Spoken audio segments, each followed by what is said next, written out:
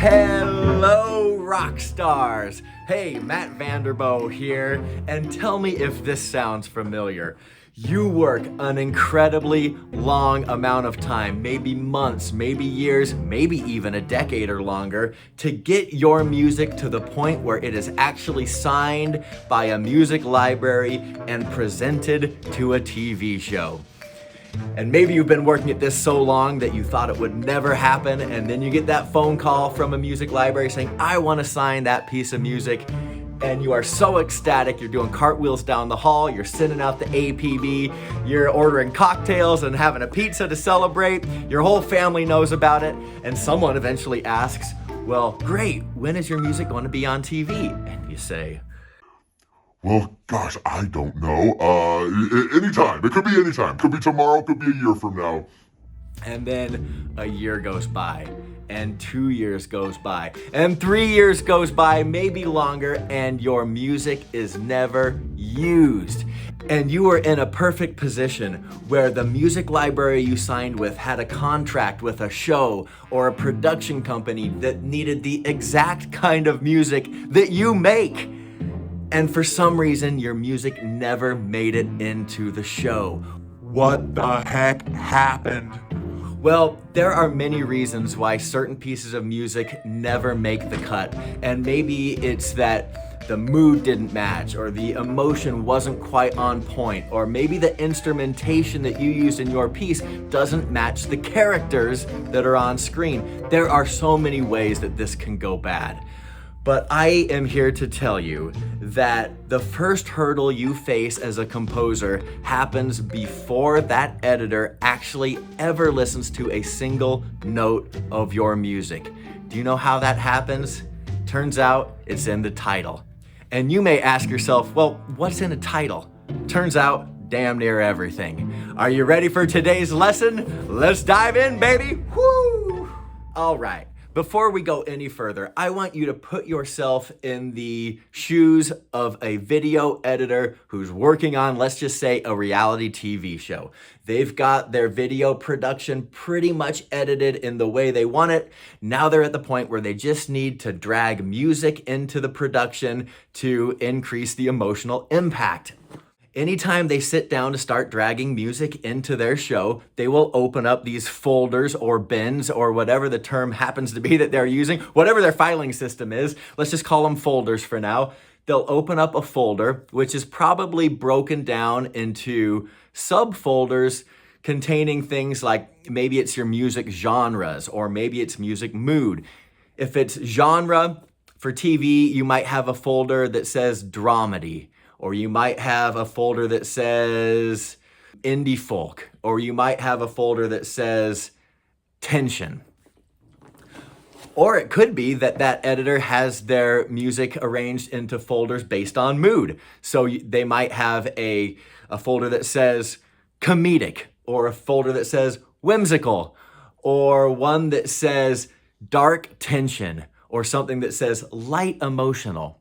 Okay, and inside each of those folders is going to be maybe a dozen, maybe dozens, or maybe hundreds of pieces of music. So their task now is to find a needle in a haystack amongst this crowded folder, and they're going to preview the music, drag it into the production, and see if it fits, okay? The problem is if someone has a folder that's a mile deep full of music, how are they going to even click on songs to hear what they sound like? If they are anything like me, they are going to gravitate towards the titles that jump off the screen. So, pause right there. I want to change subjects completely, kind of, and tell you that one of my moonlighting gigs is I am a college professor at the local community college where I teach public speaking and various communication classes. Go College of Western Idaho, baby! One of the concepts I teach my students is something called peacocking. And peacocking is something that people do in their nonverbal communication, often involving artifacts or clothing, or some way to alter their appearance through accessories or hairstyles or whatever. And what you're trying to do in the concept of peacocking is Do something with your appearance that grabs the attention of anyone else.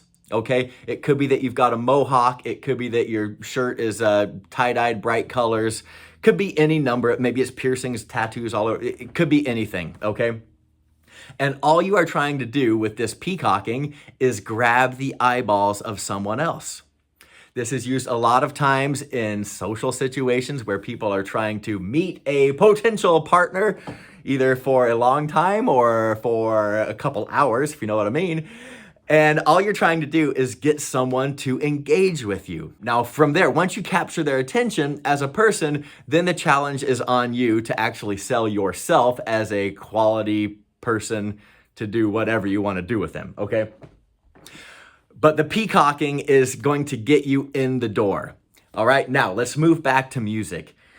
Our track titles are what is going to capture the attention of the person who might end up making you money. Okay, so it really behooves us to create a title that jumps off the page and says, click me, click me.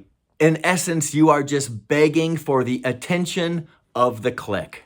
All right, that's it. You just want to be clicked. Now, once the editor clicks on your music and actually listens to it, then the burden falls onto the music. The music has to sell itself at that point, but you're not even going to get a chance if that click is never made in the first place. And that's why a title is so important. You just want to be like the guy on your junior high basketball team who, at the end of a game where things are going bad, there's some guy who's been riding the pine the whole time. He's like, put me in, coach, put me in. I just need a chance. And coach says, okay, we're going to give you a chance. Now, once you're in the game, you have to perform, okay? But you just need that chance. You got to go out there and prove yourself. And so a title is giving you the chance. It's getting that click so your music can be listened to determine whether or not it is appropriate. We all good so far? Okay. Now, a couple things about titles. Titles do need to be genre appropriate, meaning you can't have something that does not fit at all within the genre of music. For example, I do a lot of comedy music, comedic cues, and you would never want to title a comedy track something like Bloody Corpse or something like that. Hey, speaking of Bloody Corpse, you would probably, if you wrote death metal music where Bloody Corpse would be an appropriate title, you would not want to label or title your death metal track Falling in Love on a Cloud or something like that. Okay, so everything has to be very, very genre appropriate. But even those two silly examples, hey, at least we'll say this, those are actual titles. What you definitely don't want to do is submit any piece of music for consideration that has a name like Emotional Keyboard, A minor, or Lovely Guitar, D minor.